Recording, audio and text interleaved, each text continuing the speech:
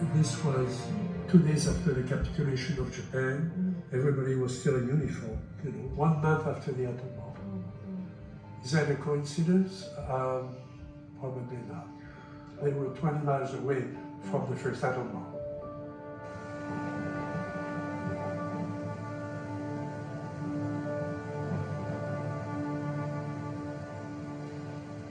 On the 16th of August, there was a thunderstorm or rainstorm. 2 little boys, they were under a cliff. The ranch was 88,000 acres, so it was very large. So those kids were the ones who were running the ranch. Yeah. They were responsible for the fences, they were responsible for the cattle.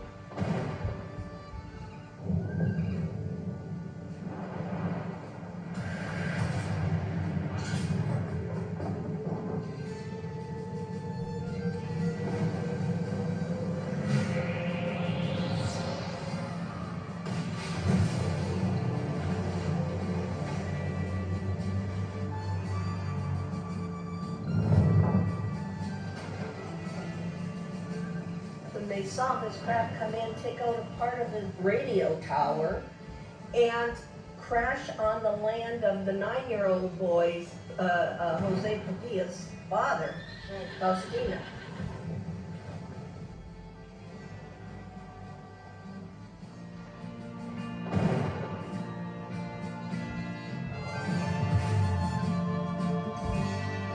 The control tower, noticed that the communication tower was not transmitting anymore, Right. asked an airplane that was coming in for a landing the bomber to look at it. The pilot saw the tower, the communication tower, also saw the UFO Right. that had, quote, crashed.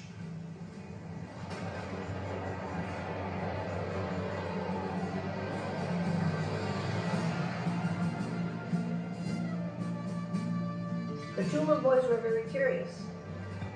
They went over to the crash site. The vegetation was on fire. The craft was not on fire. The craft was intact. A piece was missing, a panel was missing from the craft. There was an opening where the door had been ejected. So the kids could see inside and they realized that those were not humans.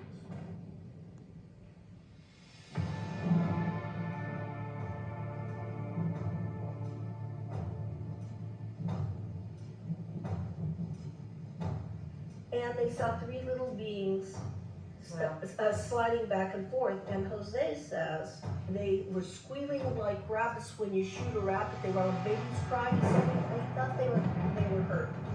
He wanted to go in and help them, but the 6-year-old started to cry. Remy started to cry.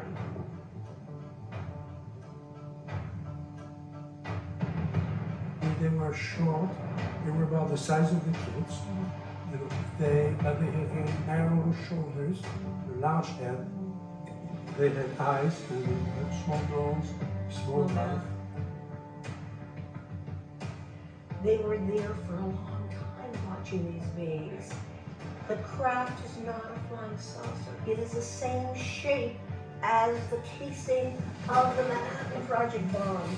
It is an avocado shape, so they're what they're going to tell you.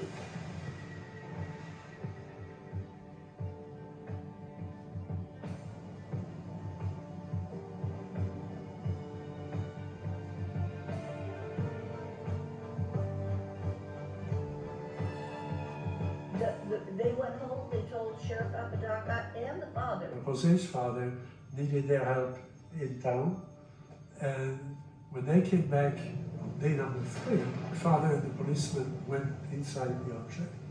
The beings were not there. There had been some cleanup done. Wow. Somebody had to go secure the site. So do you think that the beings were taken? Or they may have been taken by their own. And what we have is a recovery that took 8 days because it was the first crash. So the Army, and there was no Air Force at the time. They weren't particularly hiding it in the way that they No, did with they didn't Roswell. know what is happened. this? What is this? What are we dealing with here? What are we dealing Right. with? After that, the kids were there every day until the final recovery of the craft.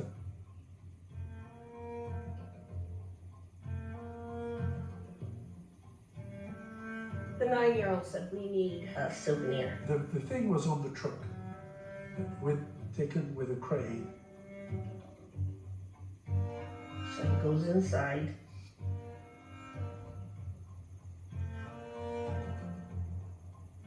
There is a panel stuck to the wall. There is a copper circle, and in the middle there's a rotating bracket. You know, ask the other kid to go get a crowbar.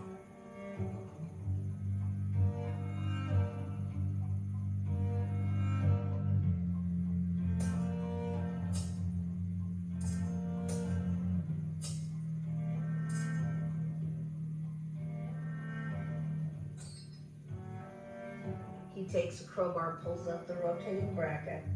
They hide it under the sheep herder's shack because they don't want to tell anybody they stole anything. Yeah. The sheep herder belonged to the Baca family, so he says, I have to move out of here. And the Bacas say, why? He says, because 3 little mosquitos came through the wall looking for a tesoro. And that's what they call the bracket they pulled off. The disc, yeah. Yeah. It was a bracket. Oh, okay. And it is now at Stanford with Jacques Vallee. Hold on, so Jacques has this thing? Yes. What? Do you know what happened to the souvenir? And not only that, Jaime Maussan has analyzed it in Mexico.